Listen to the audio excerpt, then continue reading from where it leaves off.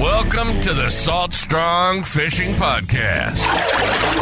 Salt Strong has been helping saltwater anglers catch more fish in less time for 10 years and is now the largest and most trusted saltwater fishing community in America.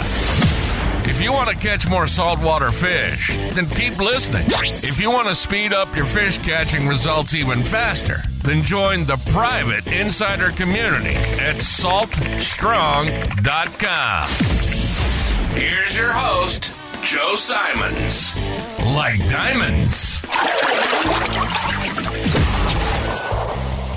How to get out of a fishing slump. Hey, everybody, Joe Simons. Like diamonds. Hey, Luke Simons. Like diamonds. There have been a lot of people out there that don't fish as much in the first quarter of the year. Whatever, business is busy, it's cold out, windy, whatever. And then summertime hits, right? It's kind of like that Memorial to Labor Day weekend is kind of like that is the hot time for fishing in general. It's the hot time for boat sales, for kayak sales, for tackle sales. Basically, Memorial Day, it's like a light switch goes off, or on, I guess, and off, and everything just gets busy. And so all that being said, if you hadn't fished in maybe a quarter or maybe it's been 6 months, it can be tough sometimes. And we're seeing a lot of people who are asking both, through emails and some, community posts saying, hey, man, I'm in a slump. I hadn't been on the water in a while. Last time I fished, I was, catching tons of redfish and trout and tarpon, snook, whatever it might be. And now it just seems tougher. And so we wanted to do this one because we've been there before. We feel your pain. And we're going to use a couple different analogies in life and basically in sports, right? And I'll start with one so you kind of get an idea where we're going.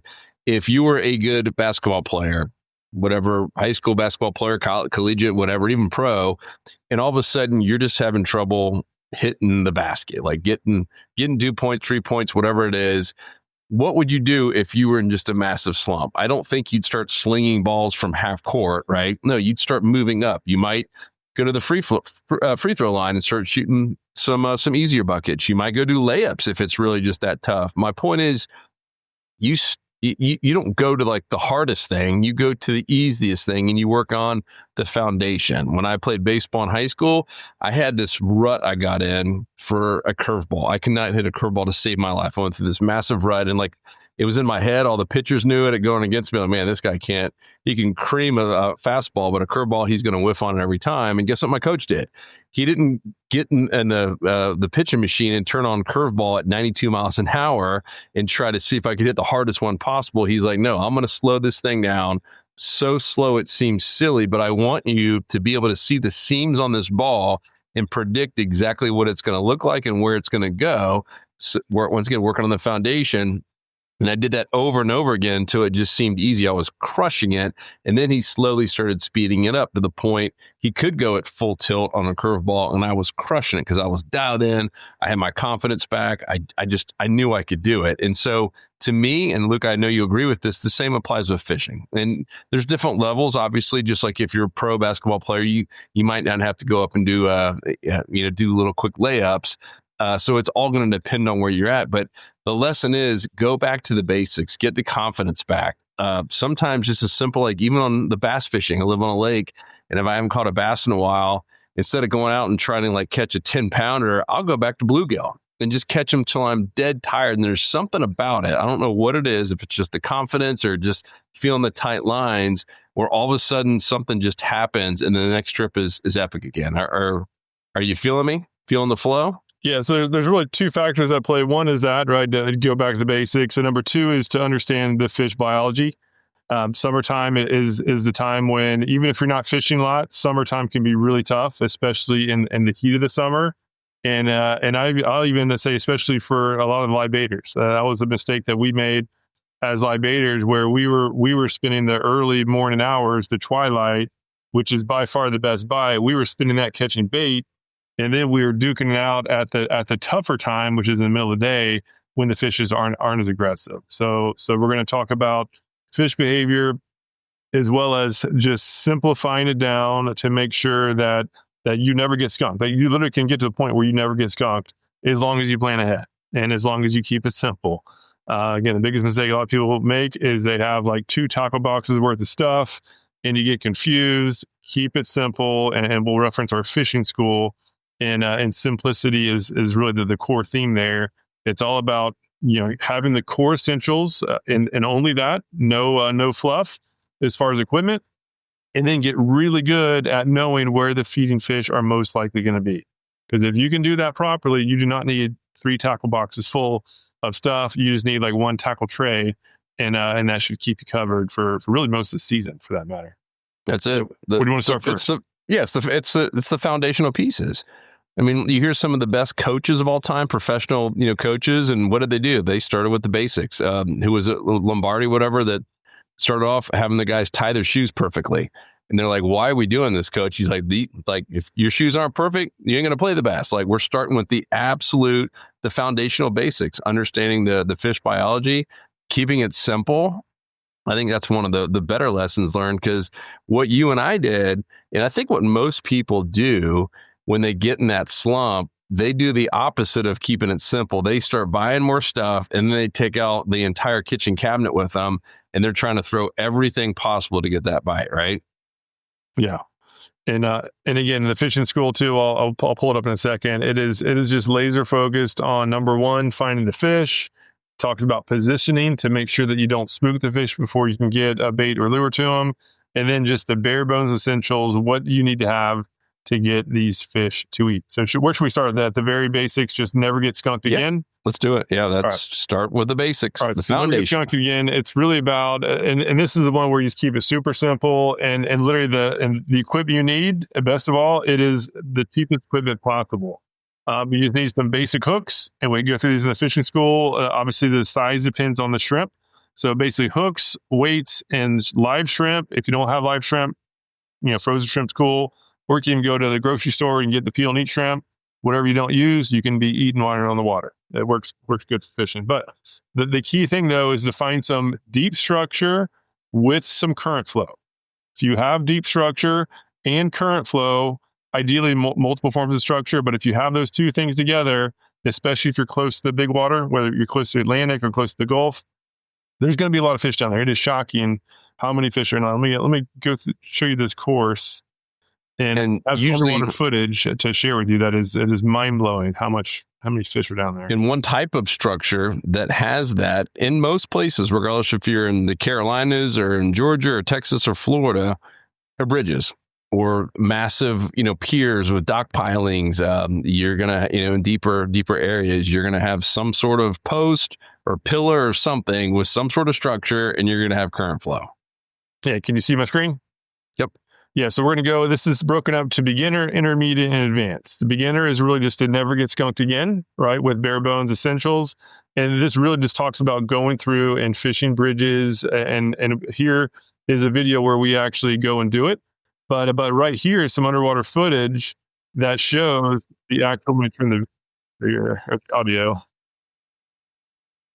Let's see. Yeah. So here's some footage that you might be able to hopefully can see, but this is just a random bridge, nothing special, and the amount of fish down there it's incredible. There's a lot of sheep's head. For those who are listening, there's sheep's head, there's grunts, there's mangrove snapper, there's grouper, there's little spot tails, and also it's not captured here, but I've caught a lot of big redfish, cobia go in and out of here, tarpon.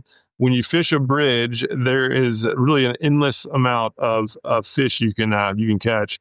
And the cool thing about shrimp is everything eats it. So drop shrimp in spots like this, you're going to be catching some tasty sheep's head you can bring up for dinner, mangrove snapper, grunts. Oh, there goes a little grouper. Grunts, yeah, here's actually, I had the prawn lure. You can see this grouper actually hits my prawn. Get here in a second. But yeah, you can catch an absolute ton of different species and both big and small. And most importantly, it is next to impossible to not get or to get skunked when you're fishing this type of situation. Yep, I love it. Back to the basics. So step 1, regardless of where you are and what type of fishing you're doing, assuming it's inshore saltwater fishing, if you're listening to this, or even maybe if it's near shore or whatever, just go back to the basics. And it's so much fun, right? We've had days where we came back and we didn't do any what I would call like legit, we typically do, like going and trying to like stalk redfish or big speckled trout or stuff. But we just caught so many fish, and I was like, man, that was great. We just got a ton of tight lines. You're excited. Your confidence is back. And there's something magical about it. It's tough to explain, just like it is explaining why a coach would have their players tie their shoelaces or just work on free throws or layups all day long. But there is something that happens. Even my daughter with water skiing, she took a little bit of break. And instead of like trying to do the super advanced twirls and stuff, she went back to the basics. All right, I'm going to go with 2 skis and just get the feeling and start feeling good and confident again and work my way back up. Yep. I think for whatever reason with fishing, just like we're stubborn, we don't have coaches out there and we don't ask for help. And we, because we all did this, we take way too long to really get it. Something about us, I don't know if we're just stubborn. We try to like do more advanced stuff and we should be going more basic and just trying to get a ton of tight lines. Yeah. And here's the actual bridge. So this is the bridge that I was filming under. And as you can see, it's perfect situation, right? Gulf over here, closest bridge to the Gulf. And we zoom in, you can actually see it's actually a smart spot. But I was literally right down here, like just inside this box. That's one of our smart spots. And if in case you're new to smart spots, this is a smart fishing spot system that we have, is the best way to find the best areas is the 1 foot contour. So you can use the 1 foot contour layer within smart fishing spots. And where those lines are closest is where there's going to be some shelves, right? That's the change in depths. And that's almost always where most of the action is going to be. And it was literally right in here where I got that film. And again, I've caught countless fish within this zone right here. Cool. All right. So that's on we'll call it more the beginner side of things. If you're just struggling to catch your normal slam fish, go back to the basics. Look, let's talk about maybe if you're a little bit more higher weekend warrior, even getting closer to just more of a consistent angler, but you're just in a slump. You haven't caught a nice redfish or snook in a while. Would you agree just like, hey, go find one of those flats where there's trout, right? If you've done enough fishing, you should have one of those. If not, we'll get on the map and show you one or two. But to me, like that's just so easy. You can even troll for it. We got a couple places like that in Tampa, in St. Pete, Boca Grande. I mean, basically all the places that we fish, you have one of those areas where like, worst case, I know I can go there and catch a couple trout and at least just get the skunk off and get the confidence back. Yeah, and the same thing. Yeah, so for sea trout or for inshore, if you're going after redfish, sea trout, snook, flounder, the most aggressive in general, especially in the summer months, is sea trout. That you can really get them all day long. The best bite is almost always the early morning twilight. In general, if you can get out early, sometimes people just need to get out there earlier. Like this morning, I launched the boat before the sun came up. I got most of my action as the sun was coming up. And as soon as it was starting to get hot, the bite totally shut down. And that's relatively normal. Obviously, when the bite shuts down, you can just slow it down and get in the shade. But if you wanted to have like topwater action, some of the more aggressive fish, you really need to get that twilight window if you can. Early morning's best. The evening twilight is next best. And then the middle of the day, you can still catch a lot of fish, but you're going to have to work a lot harder. The good news as far as, again, keeping it simple and just getting the important thing about just getting action, getting strikes, is to be able to just train yourself to be able to tell the difference between the tap of pinfish, like the tap of pinfish and grunts, which is why that live shrimp is so good, because you're going to have a lot of grunts hitting it. As soon as it gets down, it's going to get demolished by fish. A lot of them are small. And if you set the hook on those small fish, you're going to just you're not going to catch anything. It's going to pull the bait off. And you're going to, and they call it the bait stealers, that they're not really stealing your bait. They don't have the power to take the bait off. You're setting the hook while they're holding on to it and the bait's coming off. So if you just let those little tappers keep tapping on it, your bait's going to last a lot longer. And what's eventually going to happen is a bigger fish is going to come along and it's going to steal their food, right? And then you feel that thump. That's when you let them have it. And when you get good about distinguishing between the thumps of a good fish and the little taps from the bait stealers, you're going to be catching way more fish and going through way less bait. And that's another reason why we recommend having nice rods. Having a nicer rod is going to help you feel that better. But again, over time, as you're setting the hook on strikes and not getting anything, those are the bait stealers. Those are little small fish. There's a once you get it in your muscle memory, it'll be automatic. The little taps, hold steady, and the thump, let them have it. And that was a lesson that took me a lot of years to eventually figure out. Yep. And then on those 4 species, redfish, speckled trout, snook, flounder, the one who's the least likely to be spooked by a boat or a kayak is a trout, right? I mean, we have countless videos where we just show trolling, both on a kayak and on a boat, where you literally could have your big engine on and be trolling on the corner, on the edge of where a flat meets a channel, and catching trout, just 50, 60 feet behind the boat. Just trolling a Slam Shady 2.0 paddle tail on a 1/4 ounce jig head.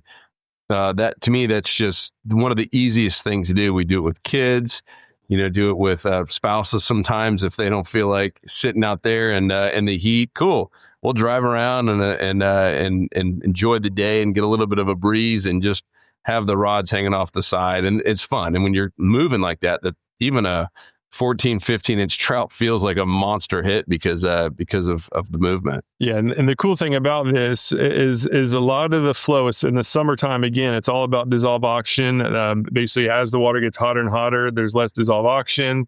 Fish need dissolve oxygen for energy. So obviously, the less dissolve oxygen, less energy. So where we want to be fishing are areas with deeper and cooler water with water flow.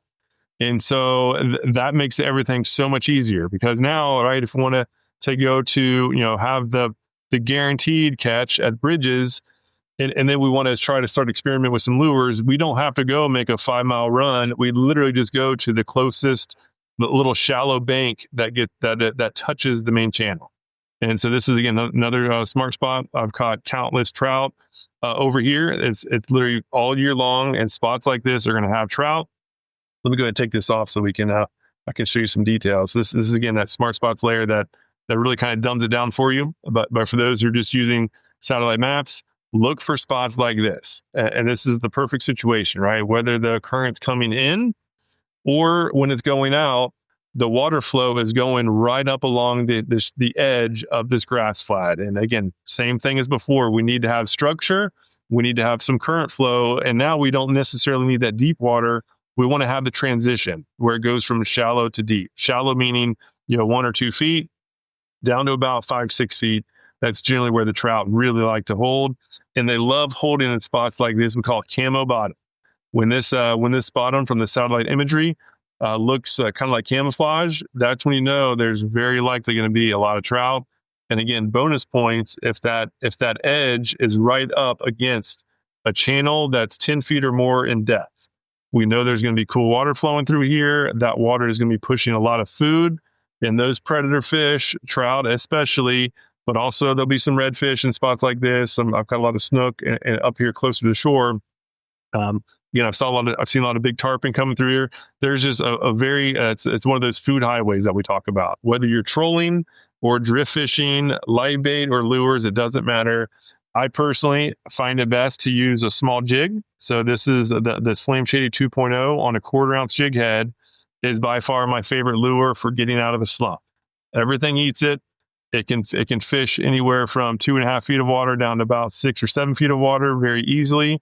And again, if there's predators down there, they're almost always going to hit it, and there almost always are going to be predators in spots like this, which means obviously it's not as automatic as live shrimp by bridge, but this is as close to automatic as possible. Get a small jig like this, Slam Shady 2.0, 3.5-inch paddle tail on a 1/4 ounce jig head, either troll or kind of cast and just bounce or drag close to the bottom.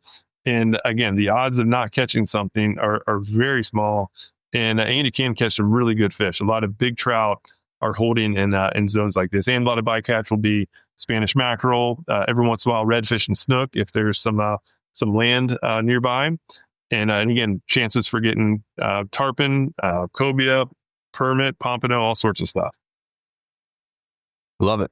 And I love the fact that you said going not just simple with your tackle or your lures, but just go with one.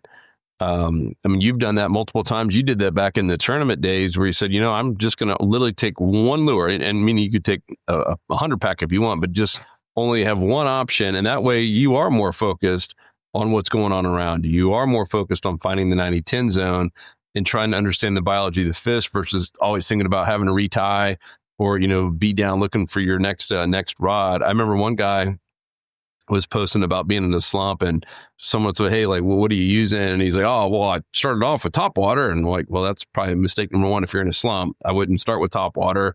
And then I went to this, and he literally named like 14 things. And he's like, even like a fly rod. I'm like, whoa, like timeout. Let's just go back, like you said, to a 3.5 paddle tail.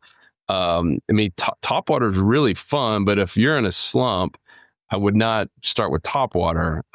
Maybe you're different, Luke, but do you agree with that? Like in terms of just keeping it super simple if you haven't caught a fish in a while? Yeah, top water is awesome for a very small window. In the summertime, they're like right when it's going from like total darkness to a little bit of light, that 30-minute window, that's the time where top water can outfish everything else, but that's very rare. It's a very tight window. So yeah, if you're in a slump, yeah, like a paddle tail, a subsurface lure is going to be best. The fish can get it easier, especially redfish, which have a hard time coming up over the lure.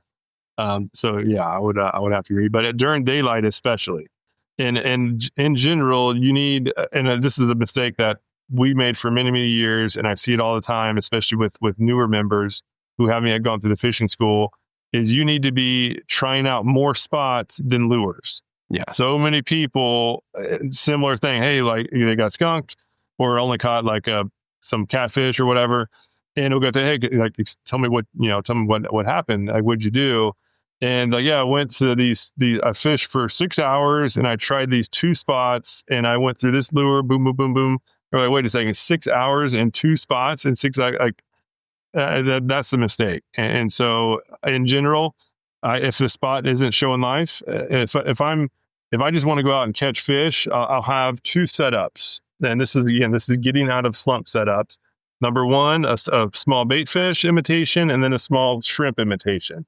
Every once in a while, the fish are just dialed in on shrimp, and you need to have that with you. If you're in a spot and you're seeing a lot of wading birds, especially ibises, that's when you pretty much know that the fish are probably feeding on shrimp. That's going to be most common on these summer outflowing tides, like on the big moons, especially in the evening. Going with a shrimp lure, it can be an absolute game changer. But either way, keep it small, 3 to 3.5 inches. Have something rigged for the shallows, and shallows meaning 3 feet or less, and then something for the deeper water, like the outside edges of the channels. The outside edges is going to have the most fish. But if you want to start beefing up your game, especially going after redfish, that's when you need to push up a little bit shallower and have a weighted hook type situation on a jig. As this lure right here, weighted hook on a soft plastic. This setup is my most trusted for skipping up under docks, like in shallower docks, as well as shallow mangroves, getting up under the structure in the shade. That's where those fish are going to be holding when that sun's up. When they start getting lethargic, this type of lure is going to get them. Get up in the shade, as tight in the structure as you possibly can get. Take it slow, let it just kind of bounce along the bottom. And even if they're not hungry, right, that DO2 is going to be low. They're not going to be very energetic. Their metabolism is not moving that fast, and they don't really need to eat a ton. This is when you can get those lethargic fish to still eat and have some fun fish catching action. Yep. And speaking of shrimp, there's nothing wrong with just going back to good old shrimp. We're working on a video right now with some of the top beginner saltwater fishing mistakes. And one of them is that with beginners in particular, that I think beginners see other people and maybe they see salt strong people, or seen some of our ads or videos where we're catching really nice fish on a lure like the prawn or the slam shady. And they're like, oh, I want to do that. And they go right into lures. There are some lures that you can get away with it, like a paddle tail, but some of them, and if you have like that prawn and you have it rigged incorrectly and don't really know how to use it and retrieve it, you're probably going to struggle as a beginner. So there's nothing wrong with using shrimp or whitebait or whatever it is. But it goes back to what you said earlier, regardless of if you're using lures or bait, if you're newer and or if you're in a slump, you should be fishing way more spots than changing up whatever tackle it is. Even Peter Deeks, who's got multiple world records and is primarily a live bait guy when it comes to his customers. He loves using lures himself. We fished with him countless times, and he moves around quite a bit. Even though in general, you kind of work a spot a little bit slower using live bait. The second he's looking around, if he's not seeing mullet jumping or any signs of life, he's like, we're out, we're going. The fish are not just going to magically come to your boat just because you have live bait or Dr. Juice saltwater scent or anything. You still got to go find the fish and know where they're going to be. Obviously, we have a tool called Smart Fishing Spots that helps out tremendously, but it's still not perfect. Nothing is, right? It's fishing. You still have to use your eyes and just kind of have some common trends and biology of fish in your head as you're going out there. I think that's another mistake is people look at things like Smart Fishing Spots. That example you said was perfect, Luke, because I've seen it like, yeah, well, I had 2 to 3 spots, so I fished there the whole day. Well, man, great places to start, but hey, move around. If you're literally not seeing any action there, maybe you spooked a fish. Don't sit there and wait the entire day for them to come back. Start moving around until you see some stuff. What else are we missing for getting out of an old slump? Yeah, I mean, the biggest part is moving because, again, there could have been a potted dolphin gone through and just wrecked house right before you got there, and the fish are just going to be spooked for an hour plus, and you don't want to be sitting in that dead zone for an hour. Don't waste your time out there. Get out and use, when you go, this is what I recommend too for everybody, have at least 6 spots that you plan on going to, even for a short trip. If you're going for like a 6-hour trip, even a lot longer, I usually fish for 2 or 3 hours at a time. I always have 6 spots. 6 spots I'm good to. Some that I've been, like even fishing, zones that I fish all the time, I still make sure to have at least some of those spots be new spots I've never fished before. That's also very important. We made that mistake for many years. Literally for 5+ years of saltwater fishing, we had 5 spots. That was it. Because we never went out of our comfort zone. We never moved around. And come to find out now, like all of our spots that are now our best aren't those first 5. Like had we kept fishing those, we'd have never grown. Like I still have no personal best in those spots that we spent so much time on. They were okay. Like we caught some fish, but yeah, if you don't go and explore around, first of all, exploring's fun. And secondly, there's often going to be a lot better spots that you don't yet know about. And if you don't look around, you're never going to find them. Yep. And you showed like a cool tool. Those 1-foot contour lines are great. The 3D underwater, the shade relief is really cool. The oyster bar layer. There's so much you can do with things like Smart Fishing Spots to find really, really neat new spots in your area, not just the old ones. And obviously, we're adding spots to Smart Fishing Spots as well. I think it's just a fantastic tool. We're trying to just provide everything an inshore saltwater angler would ever need to succeed, all in one place. And so I use it. I know we've even got a lot more full-time guides who are using it for all their pre-trip planning. And, because we've got weather, wind, radar, everything, even now water temperature. Those water temp breaks are really, really cool. Even in some bays, that's a really neat feature. So anything else, Lukey? Yeah, let me, for those who are sticking around, let me show one more tip. I know we have a lot of members in areas with murky water. And this is the power of really today's technology, where you can get some incredibly helpful intel from the convenience of your own home, so that you can maximize your time in the water. You don't really want to be like totally going blind to spots while you're on the water, right? Maximize your time out there. This zone is highlighted in Smart Spots. Let me go ahead and take that off. And again, for people new to that, you can actually see an AI game plan where the system, based on when you're fishing, right? Whatever day or time you're fishing, you can choose all the details. It'll actually give you a game plan for that spot, based on the tides at that point and the weather and just the overall trends. So really, really helpful intel. But again, for now, we're going to cover for everybody. So we have the 1-foot contour, and the key for summer, as I mentioned before, we want to find the deepest structure possible. And that's gonna optimize your time on the water. And the cool thing about 1-foot contour is we can zoom in to dock lines. I know we talked about bridges before, but docks are also extremely good. Same thing, right? The pilings are structure in themselves. A lot of times there's debris during construction that's on the bottom. And the cool thing about 1-foot contour lines is we can go down these dock lines or down these shorelines with docks, and we can see, again, it's not perfect, but it's a very good estimate. We can see the depths at the ends of the docks. So this one gets down to about 8 feet of water. This one's 7. This one, check this out, down to 12. So all else being equal, this dock is going to have the most fish. And so we automatically know that. So this is going to be the spot that you want to go to first, right? Check this one out. If they're not here, then odds are they're probably not the others, and you can go move and go to. And the irony is that one that's sticking out the farthest is only at 4.5 feet deep. So there's a sandbar right there. Spot. So this one's cool. This one looks cool, but in actuality, the middle section is probably going to be the best. It looks like it dips down there for a bit. So so use technology, right? When you can, spend your time doing your scouting, if you will. Check this out, down to 16 feet of water. Do your scouting from home whenever possible, so that every second that you're on the water, you can maximize your time there. And this feature is it's for the entire coastline. We have it, and we have members all throughout Texas, up north of Virginia, and this 1 foot contour is there. And once it gets shallow, and this is really for the fall and spring, it even has 1/2 foot contours. So really, this has become by far my favorite tool for when these fish start getting lethargic, when I need to find both summer and winter, when I need to find that deep structure. That 1 foot contour layer is absolutely amazing. Yep. And in there too, I want to make a point, because I was talking to someone recently, they didn't realize we had it.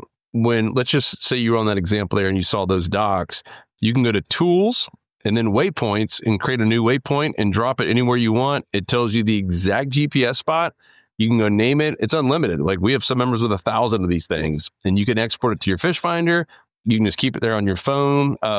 There's so much you can do with it. And we have that underwater shade relief. Same deal. Just a little bit further out there in that St. Johns River where you were, it's got that 4K. You can see all kinds of crazy stuff. And I'd be dropping pins everywhere as waypoints, and it gives you the exact GPS spot of where you drop it. Really, really cool. So I just wanted to share that. So that's it, guys. That is how we would get out of a slump. Go back to the basics. Keep it super, super simple, and move around a lot. Those are really some of the biggest mistakes that most people make, regardless of the skill level. There's nothing wrong with going back to the foundationals, if you will, and just getting that confidence back. There's something about fishing, right? Maybe going back to that confidence lure as well. That's it's one of the few sports where we have a lot to choose from, right? Like baseball, you got to use the same baseball for the most part.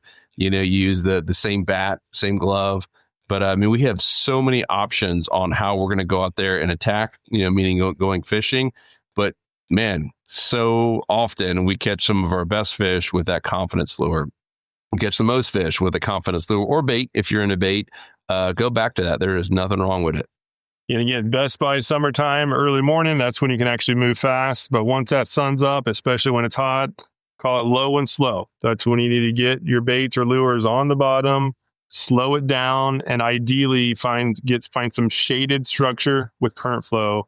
And if you can find that, the odds of there not being fish there are very small. And if you get something that's at least somewhat appetizing and get it slow right in their face, they really can't help but to eat it. So again, that's something I wish I would have known sooner. A lot of sunburns out there without catching anything, because I was fishing in the middle of the day as if it was the early morning, and I didn't catch anything. Yep. So we know how you feel, and we have a plan. It's real simple. You come join us in the Insider Club. You download the Smart Fishing Spots app. You go into the community and watch the latest and greatest smart fishing game plan. You'll also see the game plans in the app. And if you need a whole lot more help, like the fishing school, no brainer, go watch that as well. But in terms of just getting started, it's just a couple steps. You join the club, you download the app, you get in the community, watch the latest game plan for your area, and you go out and fish. And then you rinse and repeat. If you do have issues, you ask in the community. We got coaches. We have videos on everything you could possibly imagine. And then when you need the equipment or need to upgrade your equipment, we have discounts on all that stuff as well. So our big promise is we help you catch more fish and save money on your tackle, or you don't pay. It's that simple. So come join us and the 60,000 others in the private Insider Club. You will not regret it. For you current members, thank you guys so much. We pinch ourselves that we get to do this for a living with such awesome people, and we love seeing the testimonials in the private community. We're giving away thousands of dollars every month in prizes just for you guys being active in there and just trying to make this fun. It's everything that we wish was around when we were making that transition from bass fishermen into saltwater anglers. And so we're constantly adding more and more stuff as we hear from you. So please let us know how we can help you guys in any way. We appreciate it big time. Luke? We out. Go to saltstrong.com to join if you're not a member. Otherwise, go to saltstrong.com and you'll be logged in the community as a member. Make sure to keep posted in there every time you have any questions or awesome fishing reports. We appreciate you guys. Talk to you on the next episode.